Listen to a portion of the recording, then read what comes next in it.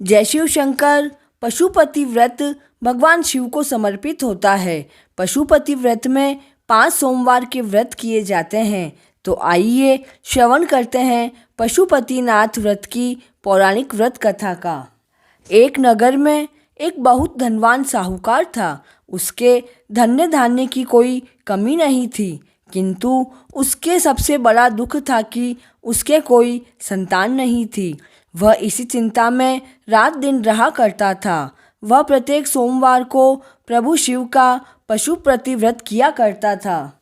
साहूकार के भक्ति भाव को देखकर माता पार्वती ने प्रभु शिव से कहा कि यह आपका बहुत बड़ा भक्त है। यह निष्ठा व प्रेम पूर्वक आपका व्रत और पूजन करता है। आपको इसकी मनोकामना अवश्यमेव ही पूर्ण करनी चाहिए।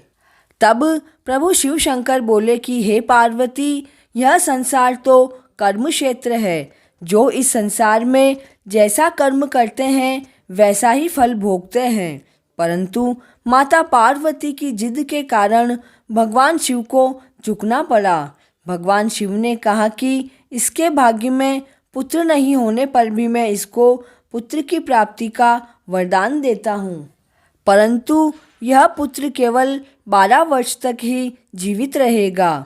माता पार्वती व शिवजी की यह सारी बातें साहूकार सुन रहा था। इससे उसको ना तो ही हर्ष हुआ और ना ही कुछ दुख हुआ। वह पहले की बात ही सोमवार के पशुपति व्रत करता रहा। कुछ समय बाद उसके एक सुंदर पुत्र की प्राप्ति हुई। उसके घर पर बहुत खुशी का माहौल था, किंतु उसे ना तो हर्ष हुआ और ना ही शोक हुआ। जब वह लड़का 11 वर्ष का हुआ तो उसे पढ़ने के लिए उसके पिता ने काशी जी भेज दिया। साहूकार ने अपने पुत्र के साथ उसके मामा को भी भेजा। साहूकार ने अपने साले को कहा कि रास्ते में यज्ञ व ब्राह्मण भोजन करवाते जाना। वे दोनों मार्ग में यज्ञादि करवाते हुए जा रहे थे। वे दोनों एक नगर पहुँचे जहाँ की राजा की कन्या का विवाह हो रहा था, लेकिन राजकुमारी का होने वाला पति आँख से काना था। उसके पिता को इस बात की बहुत चिंता थी कि राजकुमारी विवाह के लिए मना ना कर दे।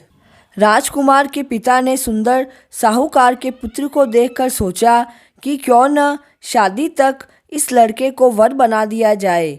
साहूकार के पुत्र के साथ विवाह कार्य संपन्न हो गया।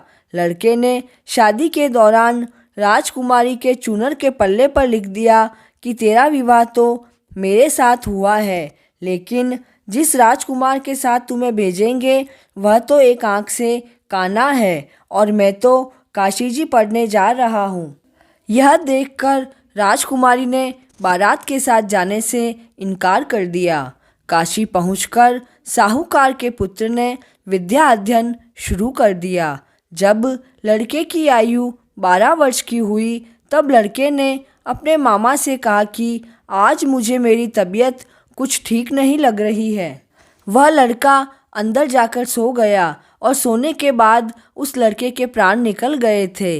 मामा को पता चलते ही वह ज़ोर ज़ोर से रोने लगा। संयोग से उसी समय शिवजी व पार्वती जी उधर से जा रहे थे। मामा का करुण रुदन सुनकर माता पार्वती जी का हृदय व्याकुल हो गया। माता पार्वती ने प्रभु शिव से कहा कि इस बालक को जीवित करिए, नहीं तो इसके माता पिता तड़प तड़प कर मर जाएंगे। माता पार्वती के बार बार आग्रह करने पर प्रभु शिव शंकर ने उसको जीवन का वरदान दिया।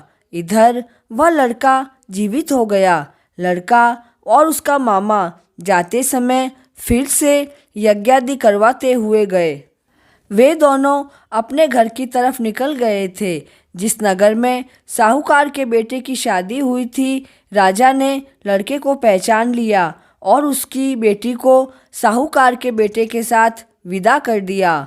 लड़का जब घर आया तो माता पिता घर की छत पर बैठे हुए थे और यह प्रण ले रखा था कि अगर हमारा पुत्र कुशलता से घर आ जाएगा तो हम भी नीचे आ जाएंगे, और अगर नहीं आया तो हम दोनों ही छत से नीचे कूदकर अपने प्राण त्याग देंगे।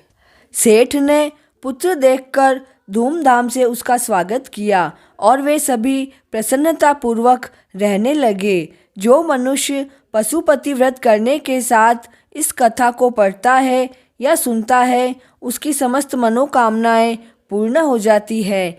पशुपतिनाथ व्रत कथा पूर्ण हुई। जय शिव शंकर।